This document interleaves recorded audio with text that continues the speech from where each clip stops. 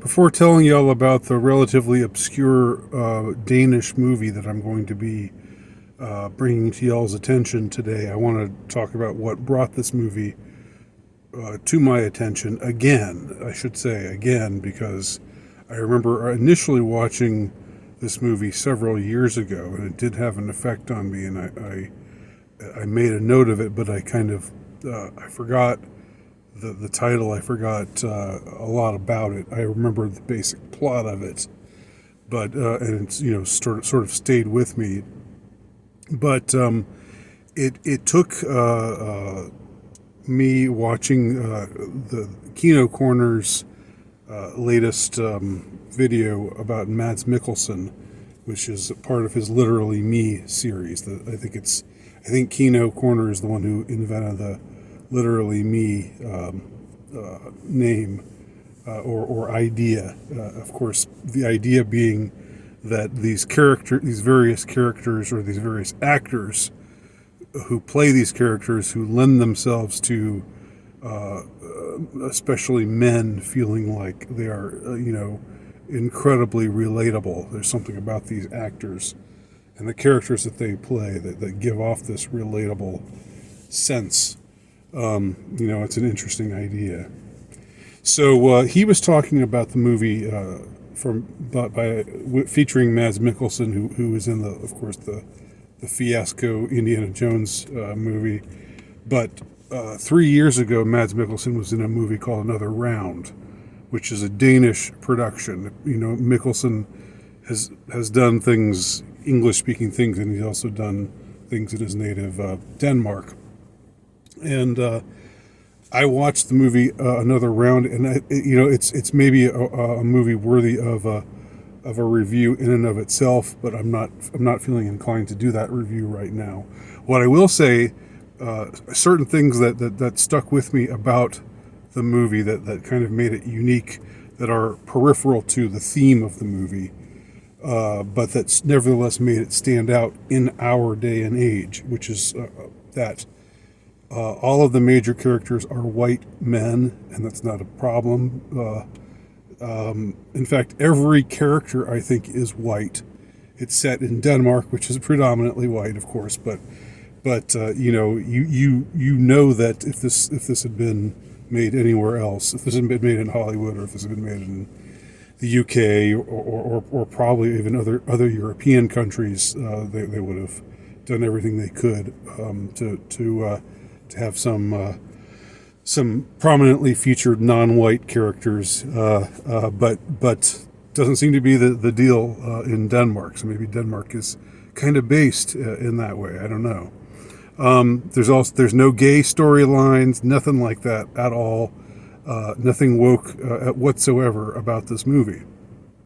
And it's not like it's an aggressively non-woke movie, or an aggressively anti-woke movie. It's just non-woke, which is how all movies used to be when things were saner. So that kind of captured my interest, captured my attention, captured my admiration. And then I thought, oh yeah, there was that Danish movie that I saw several years ago, and it really packed a wallop. It was really interesting, and so I thought, yeah, what was that movie? And I tried to find it, like I typed in the plot, what I remembered about the plot, because I didn't remember the title, and it was really hard to find, but eventually I did find it. The movie that I'm going to be heretofore reviewing at the 4-minute mark, just past the 4-minute mark, is a movie that I believe was made in the early teens, maybe 2011 or so, or it might be off, it might be a little earlier than that. And the English translation of the title is Fear Me Not. I don't know where this title comes from. I don't know how the title is relevant to the movie. But let me just say that the movie itself, the second time I saw it, I think I had misremembered just how shocking it is, and how, in a rather subtle way, it's quite a horrifying film. There's no blood, there's nothing gruesome, but what we do see is the evil that lurks in men's hearts, really exposed in a very unique way, in a very unsettling way, because we're exposed to it through the main character, who doesn't altogether seem like a bad guy. The main character is a middle-aged man, and he's decided to take a sort of sabbatical from his job. He's taken a leave of absence from his job. He's a little worn out, or a little burnt out. That was the term I was looking for about his job. But for reasons that aren't quite explained, it's just sort of a middle-aged malaise kind of thing. This man has a family. He has a wife who and a daughter, a young daughter, who's maybe 12 or 13. His daughter seems like a real sweetheart. His wife seems very subtly to be kind of difficult, a little pushy, a little demanding. She, there are implications. She's not all that happy about her husband taking time off from work. But it's, she communicates all this in a rather passive aggressive way. But what we do get is a sense that things are not great in their marriage, even if the problems are sort of swept under the rug, because neither of them really faces them head on. They both just sort of pretend that things are well, things are okay, when they're clearly not. When there are clearly marital problems just under the surface. So the prime driver of the plot stems from a visit by the man's brother-in-law, the wife, or the brother of his wife, who visits, and they got this nice house on a lake, and so they go kayaking together. These two guys, and the brother-in-law is involved with the medical industry in some capacity, and they're testing this new drug, and seeing, like it's supposed to be a kind of something of the antidepressant variety, or something that's supposed to improve mood, and they're just, they don't know at this point what effect it actually has on people, but they decide they're just giving it to people, to volunteers, people who are agreeing to be guinea pigs. And our hero, as we'll soon see, our anti-hero, he says, well, why don't you let me be a part of it? I'd like to do this. And his brother-in-law says, really? You really want to take part in this? We don't know what's going to happen with this drug. It's a kind of a risky proposition. And he's like, yeah, I want to do it. Let me do it. So the guy says, sure, okay. So he shows up, and he's given the drug, and he starts taking it on a daily basis. And then we see him start to behave in ways that are increasingly callous, and are increasingly, on the one hand, assertive. Like, he says, I want to go and live in this house that that's sort of from my hometown, place that I haven't stayed in a while. I'm just going to take a break. I'm going to go over there for some time. He just announces to his wife that he's going to do that. And his wife, who again is, has this subtle passive aggressive tone, like she this sort of controlling tone where she always wants to pick where they eat and pick how they spend their evenings and such. She goes along with it, but it's clear that she's not happy about it. But he doesn't care, because whatever the effect that this drug is having on him. So he goes and he ends up meeting with some of his some of the people that he used to know, living in this I guess it's his hometown. It's just this isolated area, and we see a more and more aggressive side of him. We see this more and more asserting itself. And I forgot to mention that one of the times where he was in the lab with other people who were taking part in the experiment, this fight just broke out. Just all of a sudden, like the people who were the human guinea pigs started showing this kind of aggression, and for reasons unknown, the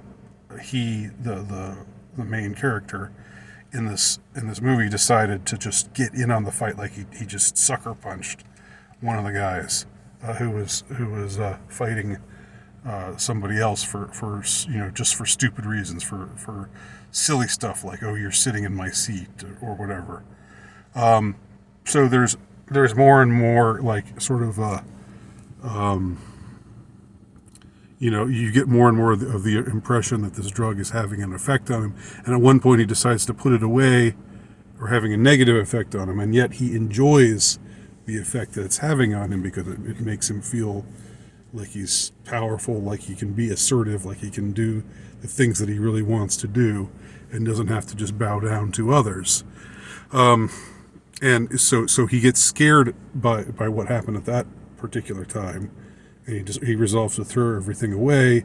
But then he goes, when the garbage men come, he decides he has a change of heart and goes back and finds the packets of drugs again and starts taking them again.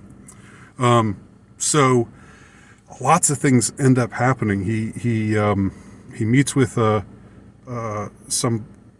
he gives a young girl who's being kind of flirtatious with him, but who's way younger than him and not appropriately aged, like maybe not mature yet. She asks for a ride, and then he begins to ask her all these kinds of questions, like about her sex life, and then they start, and then he takes her down a road, like an isolated road, and he asks her to show her breasts to him, and it's a very unsettling scene, and he finds himself afterwards unsettled by what he did, what he was, what he found himself doing in the presence of this young girl, this girl for whom it was clearly inappropriate to behave in the way that he did.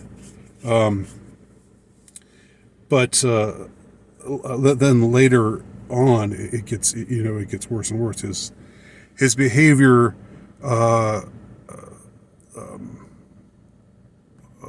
progresses, if you want to call it that. It regresses, really. But for him, he feels like this is good. This is, I'm finally doing what I want to do. I'm feeling my oats. I'm living the kind of life I want to live. I'm not just bowing it before others' needs. I'm doing what I want to do. A shocking scene is where he actually ends up seducing the wife of his brother-in-law, and he is able to do it. She gives in. She gives in to temptation. That there had been always something between them, but of course, they were family now, so it wasn't something that it was something they weren't supposed to. You kind of, in those kinds of situations, you just put a lid on it and you don't to behave decently and to prevent there being chaos in your life. You say goodbye to all of that. But he decides to reopen that those feelings and seduces her, and then later tells his wife about it, and he takes this this very disturbing kind of delight in just this sadistic pleasure in just telling her, in very blunt terms, what he did with her. Kind of pretending to be apologetic about it, but really just just enjoying getting back at his wife, who he's secretly resented for this whole time. And then it goes on from there to an ending where we feel that the life of his family might be threatened by his behavior, and all the while he's behaving in this way, he also just has this way of talking and of presenting himself as if it were just natural or normal. He has a reasonable tone that he's able to adopt. He doesn't raise his voice or anything, but he's doing these increasingly morally horrendous things. So he ends up just again, I don't want to give away the ending, but I found myself much more distressed by it than I remembered myself being the first time I saw the movie, for whatever reason. Obviously, in some ways, it's like the power fantasy, living out the fantasy of being able to do the things that you secretly want to do, but that you can't do because you've made certain choices and you have certain obligations and so forth.